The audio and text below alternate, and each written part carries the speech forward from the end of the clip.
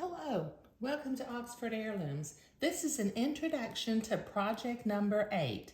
This is going to be a little bubble for a little boy who has red hair and who's turning 1 year old.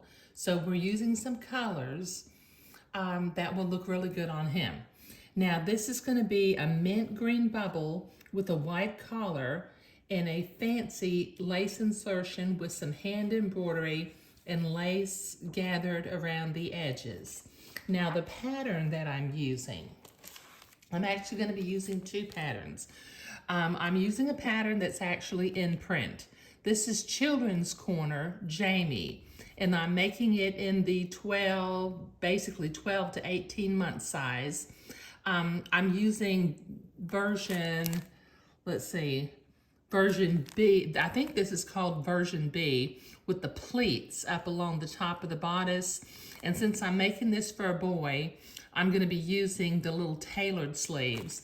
But as I'm looking at the pattern, if you want to make this for a little girl, it does have a puff sleeve version.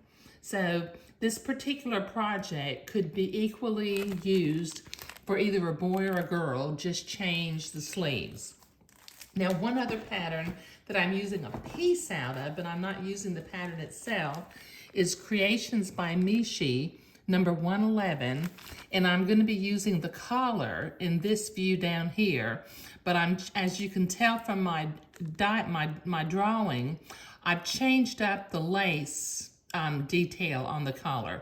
But I needed a round collar, so I'm using the collar from this pattern. And if you haven't learned the joys of using pattern pieces from various patterns, now is the time to do it.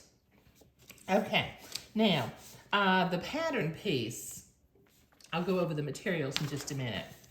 Okay, the pattern piece that I created my own pattern piece, and what I like to do is the pattern piece comes, or it's drawn on the diagram where it's only half of a pattern piece. But in this kind of project where I'm inserting lace and I'm going to be doing some hand embroidery, I go ahead and make a pattern piece that is the whole collar. Okay, now I've already got a PDF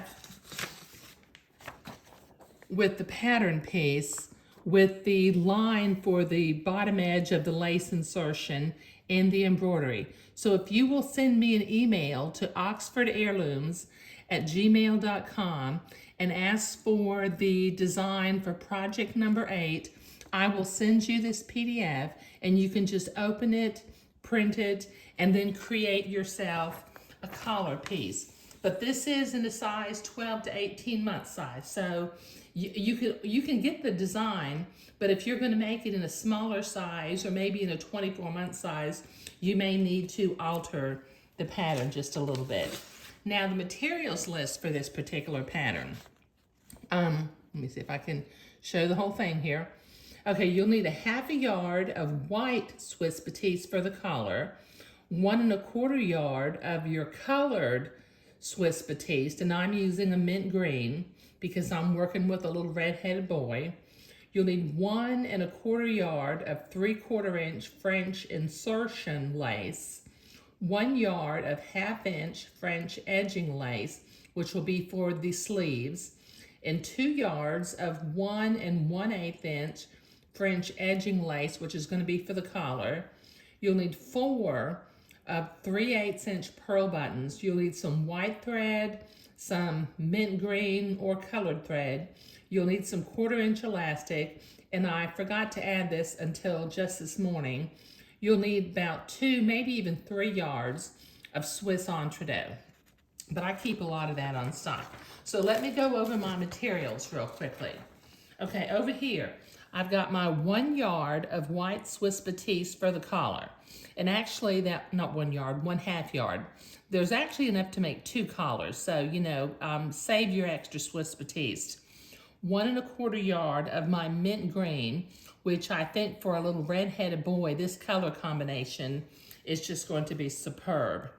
I've got 1 1/4 yard of 3 inch French insertion lace, 1 yard of 1/2 inch French edging lace, 2 2 yards of 1 1/8 inch French edging lace. I've got my 4 pearl buttons. I've got my white thread, I've got my green thread, and I've got my Swiss Entredot. Now, my laces are Malines laces, French Malines laces.